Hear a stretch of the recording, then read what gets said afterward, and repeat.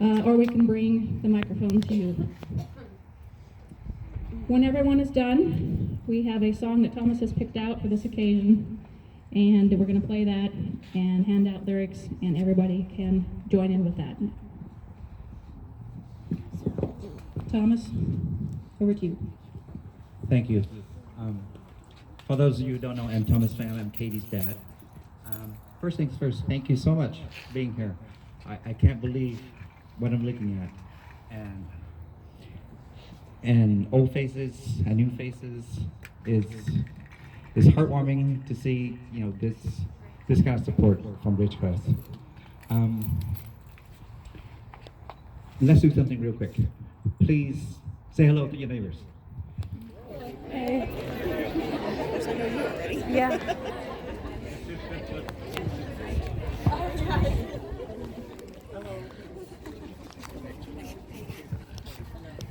Okay, I'd like to know who the out-of-town guests are. Who's from outside of Ridgecrest? Raise your hand. Okay, we're gonna see who counts the fathers for this event. So we have Bakersfield, Culver City, Tehachapi. What else do we have? Where? Fresno. That wins. Going once. Going Utah? Who? Where? All right. Okay, Utah won.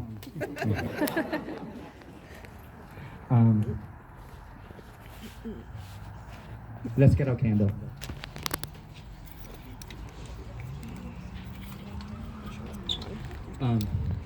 So when I ask you to light the candle, please turn it on, and then let's spend about 2-3 minutes just privately sharing some thoughts with Katie.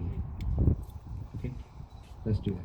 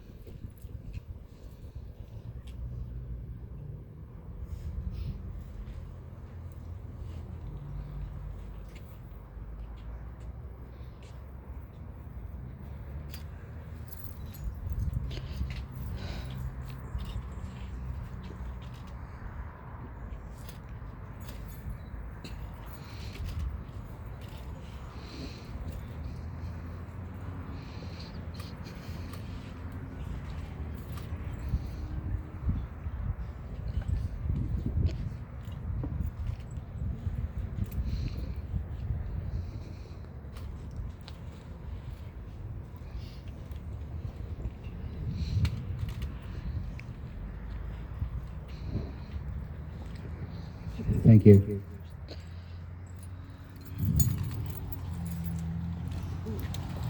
I wrote down a few things, but I don't know if I'll be able to.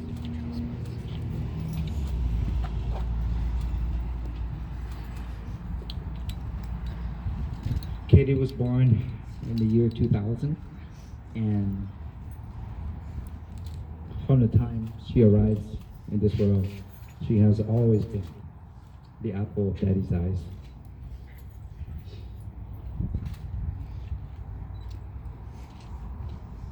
She was Daddy's girl through and through.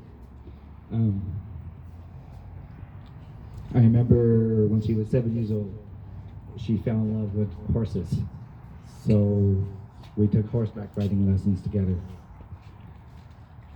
And then she started school.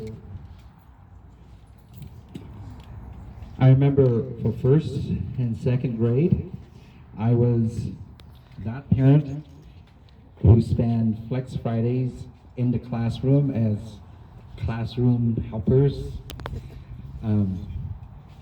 So first and second grade, I think they kind of allow that.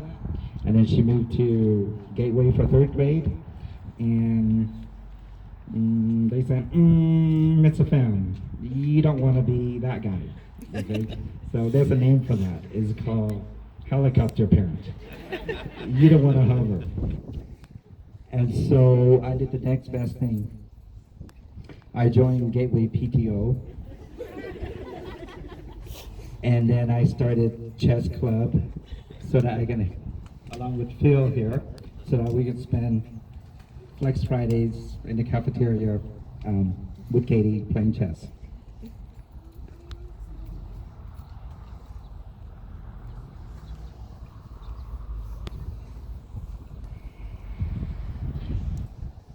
When she turned 11, she discovered archery. And I was so proud of her when she started competing in matches and winning trophies. And Miss Wheeler at Murray asked her to, I think, perform a demonstration for the PE classes. And she did just that. When Miss Finn asked her to shoot an apple, she put the arrow right through the center. Thank you, Lena, for this.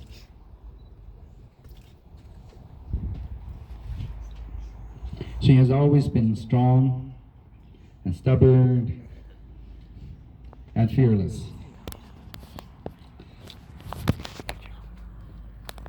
And just like a daddy's girl, you know, we did everything together.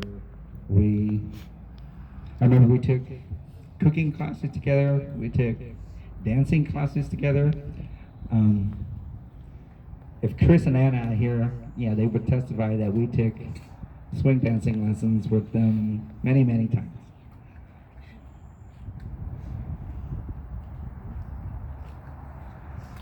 And then when she turned 15, she discovered cheerleading.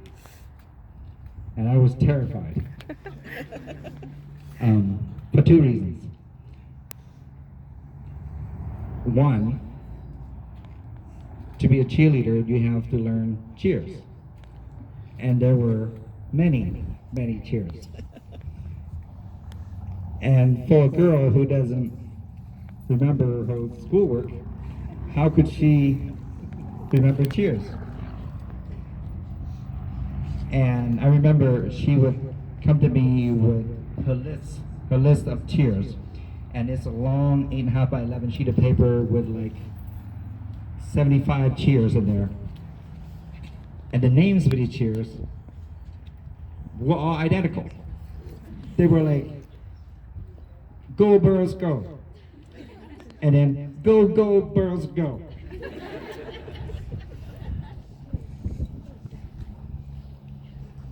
I'm telling you, I tested her and she performed all 75 of these cheers perfectly.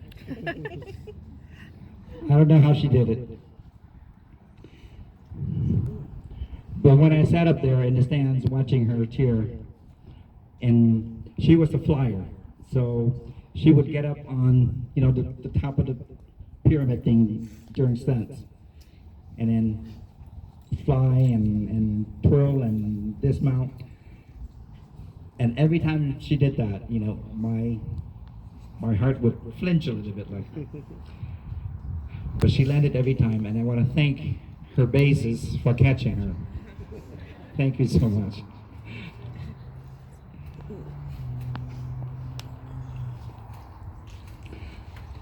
Last week, Katie's grandma and I cleaned out her apartment, gathering her clothing and personal effects. And I found something in her dresser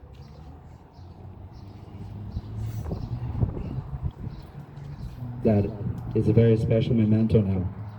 It's her necklace, and it's a butterfly with a pendant that says fearless. And that was my baby.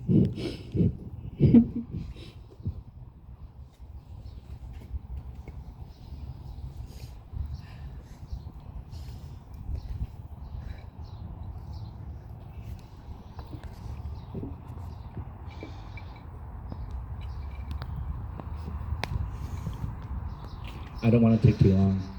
We have a long evening. I just want to say that I love Katie dearly with all my heart. I hope she knows that.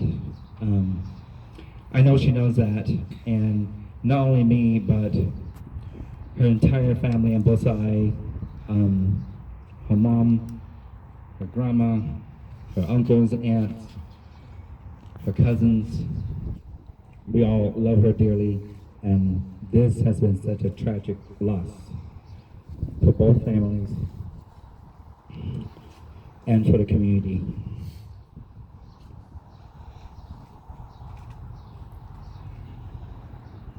Our only consolation now would be for justice to be served so that Katie can rest easy and Ridgecrest as a community can rest easy with her. We trust that the Kern County Sheriff detectives are doing a wonderful job investigating this crime. And we trust that the Kern County DA will bring us the A game in prosecuting this case.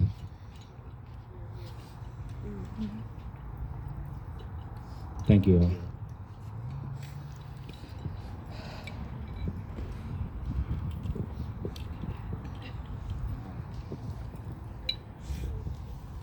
My brother John and sister-in-law Joelle would like to share a few words.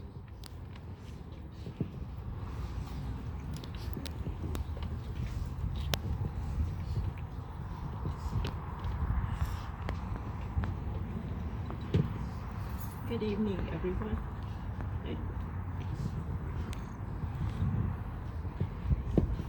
I'm not sure if I can finish what I want to say. I'm gonna try. So my beautiful, loving niece and goddaughter, this past week has been horrifying for all of us. I keep asking God why He would let something like this happen to my dear, sweet girl. You have so much life left to live. I have so many fond memories of you, but the ones that stand out the most are when you were little and would visit me in Los Angeles. You were so full of energy and constantly asked me to play with you. We would play for hours and I would be exhausted, but you keep saying, Andy Joel, please play with me. I can hear in the background. Mommy said, Katie, leave your auntie alone. She's tired. And Katie would say, no, no, I want her to play with me. I want her to play with me. Back then, I would hide from you so I can get some rest. But now I would give anything to hear those words again.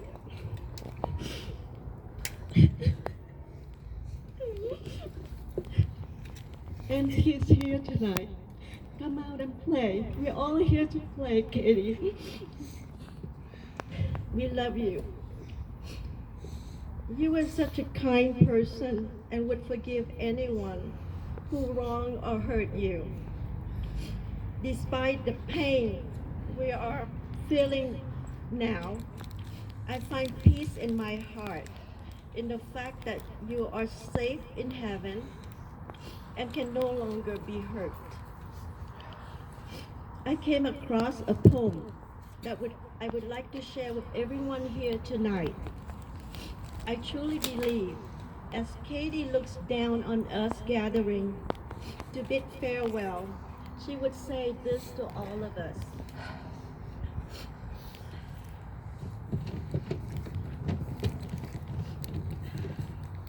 To whom I love and those who love me, when I'm gone, release me, let me go. I have so many things to do and see. You must not tie yourself to me with tears. Be happy that I have had so many years. I gave you my love. You can only guess how much you gave me in happiness. I thank you for the love each have shown, but now it is time I travel on alone. So grieve a little for me, if grieve you must. Then let your grief be comforted by trust. It is only for a while that we must part. So bless the memories in your heart. I will not be far away, for life goes on. So if you need me, call and I will come. Though you cannot see or touch me, I will be near. And if you listen with your heart, you will hear all of my love around you soft and clear. Then when you must come this way alone, I will greet you with a smile and welcome you home. My dear Katie, we love you so much and you will be dearly missed. We love you.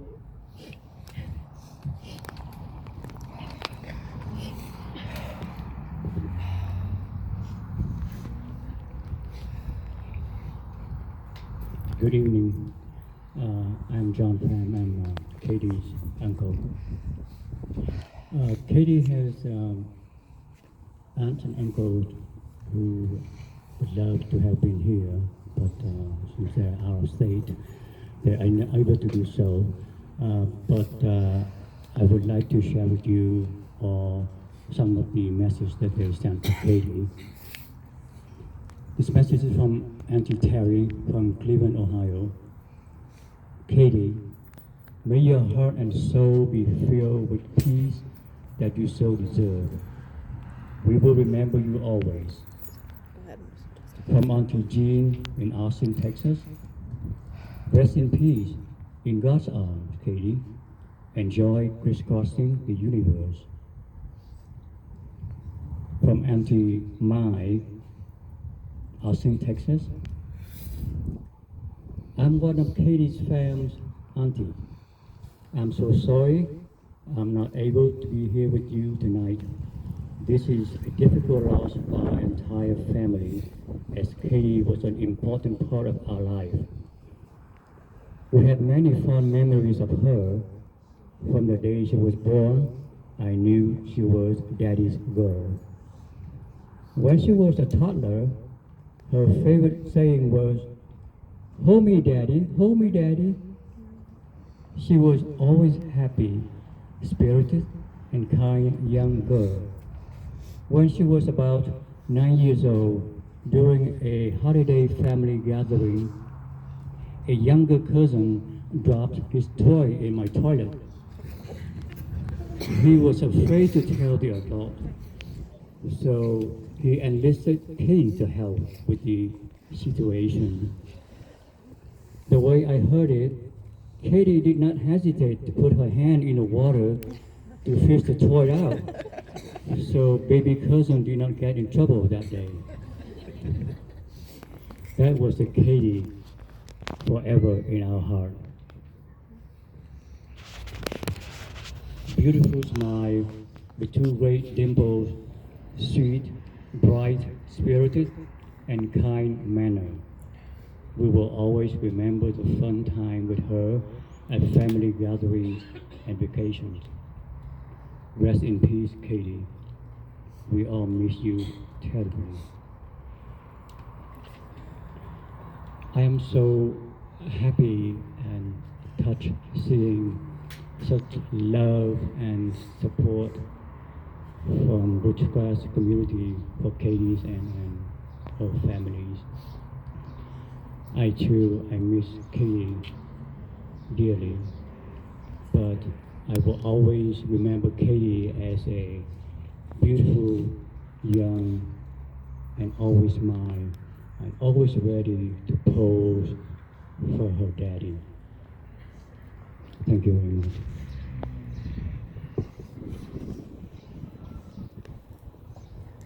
At this time, I'd like to invite Kurt Rockwell.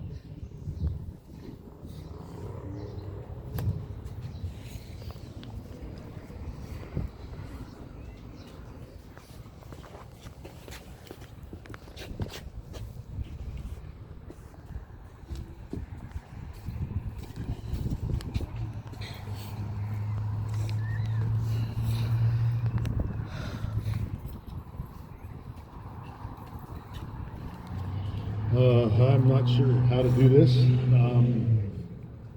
First, I want to echo everyone else's thoughts. This is amazing. Thank you all for coming.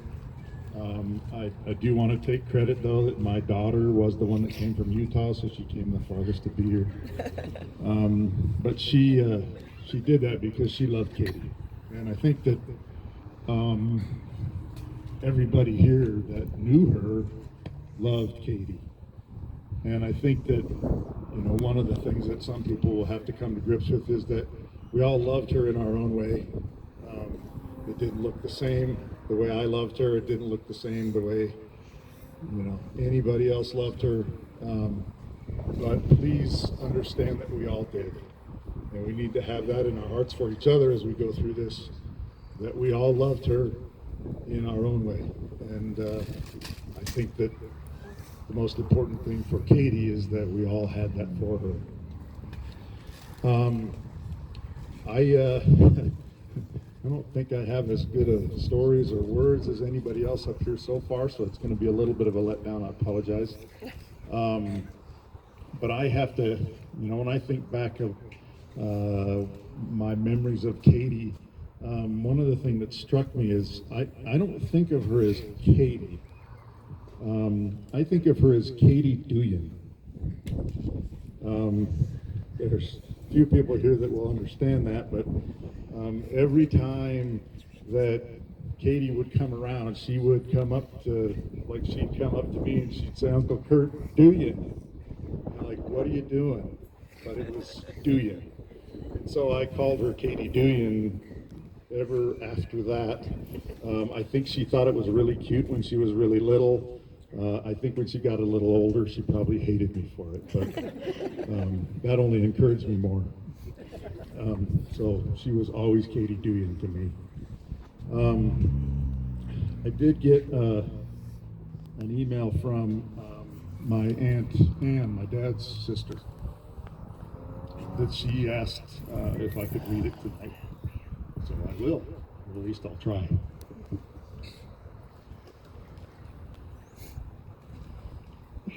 So, she said, this is a tragic time for so many, many people. For those who loved Katie and for those that missed knowing her. She was lovely and oh so special. Katie will be forever missed, and we are all at a loss to understand. The loss of Katie made my thoughts go back many years to losing my dad when he was 59. I had 3 brothers that helped me weather the storm. We gathered together and leaned on one another just as we are doing tonight. My very wise big brother, Bob Rockwell, engaged me in a conversation that I've never forgotten, and it rings still true today. Bob told me that we were facing an unimaginable loss and we would never ever forget it. Then he said, "But look at it this way. We're in a horrible, deep place right now. It's like being in a big, deep, dark hole that we can't escape from. But time will help us to eventually climb out of this dark place. One day the hole won't feel so deep and we will heal slowly bit by bit. But while we are in this deep hole, it helps to share the space with others who love him too. The deep sense of loss doesn't go away, but we, with the help of each other, we can try to heal. Jennifer, you know how much I love you, my kindred spirit. Anne was a sister with only brothers. Jennifer's a sister with only brothers. Feel bad for them. But she says, I'm pretty sure that my brother Bob, your father Bob, would have held you and your family in his arms and told you that the deep place we are in will get better with time. Love to your precious family. So this is, everybody has said it's a horrible thing, and it's a horrible thing. I really appreciate the words earlier about, really there are two families that are hurting, because there's, this is a tragedy on many, many levels. On the side of the family who had this horrible thing happen to them, and the side of the family who was involved in this horrible thing. And there's only one person to blame, and it's the person who did this. So we need to be full of love for everybody else, and maybe even him, just because he's in for a long, hard road. I would also say that, these things are really hard, but, my faith tells me that I'll see her again. So what that's always meant to me is that times like these and nights like these are really hard, because I'm going to miss this person, for another 50, 80 years, as long as I live, hopefully. But I'm going to see her again. So that eases that quite a lot. If I didn't believe I'd ever see her again, this would be a whole lot worse. But I know I'm going to see her again. And, that's hopefully many of you know that too, and that should be a comfort. Again, thank you all for coming here. It's wonderful to see people that I haven't seen in many years. Thomas was awesome. Let's love each other. Let's get through this. And the only argument I'd make is that there's another thing left to do besides making sure justice is served, and that's to rejoice in the memories of Katie. Rejoice in the memories of Katie. Let that be the biggest thing that we get out of this. Thank you. I think Tara was supposed to come up next.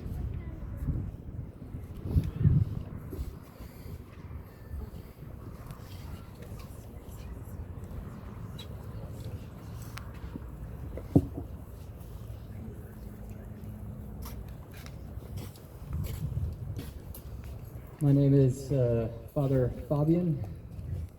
I don't have too much to say, but I did want to have just a few moments just to talk about the reality of why we're here. We're here really because of evil, of something that shouldn't be the case here on earth. We do live in a broken world, and we see that. And it's really sad to see this be the case, especially for Katie, who is obviously well loved and well known by the community, as evidenced here by you all. So I just wanted to point out that we do live in a broken world, and we as people, especially the church, that is what we're up against.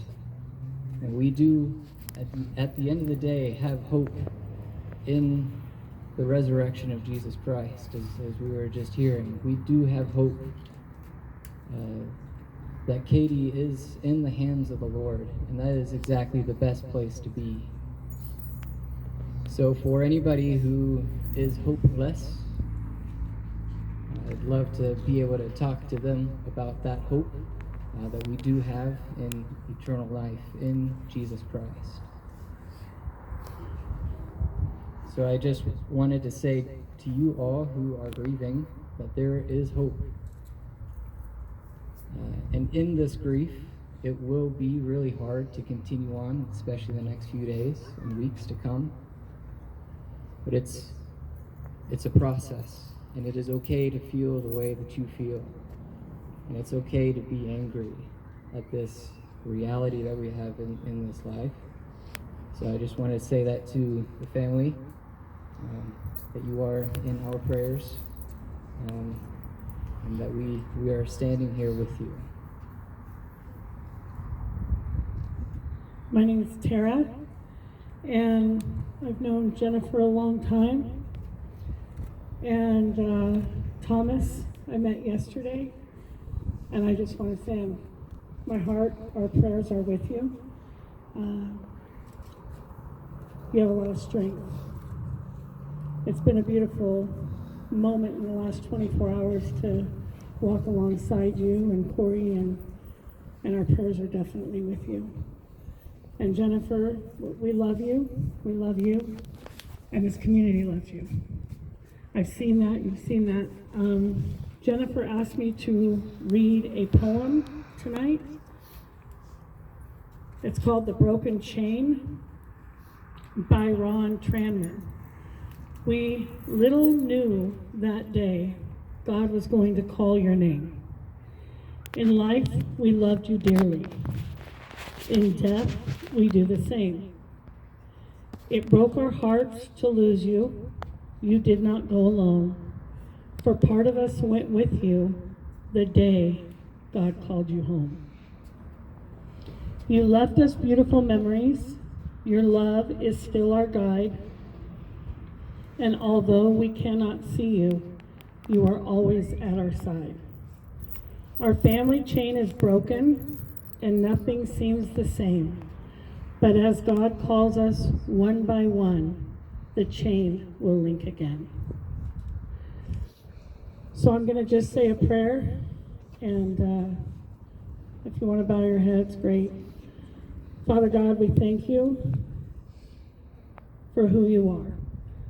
And we ask right now that your peace that passes all understanding of all that's happened here to bring us here today will be with each and every person here.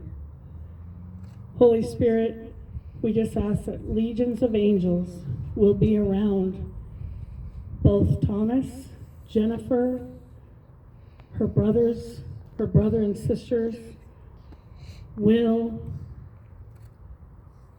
Corey, all the other family members, and all of the other friends that are hurting today and that will continue to hurt in the days to come. We ask that you would allow them to dream of Katie often, as though they had a visit with their sweet, cherished, precious Katie.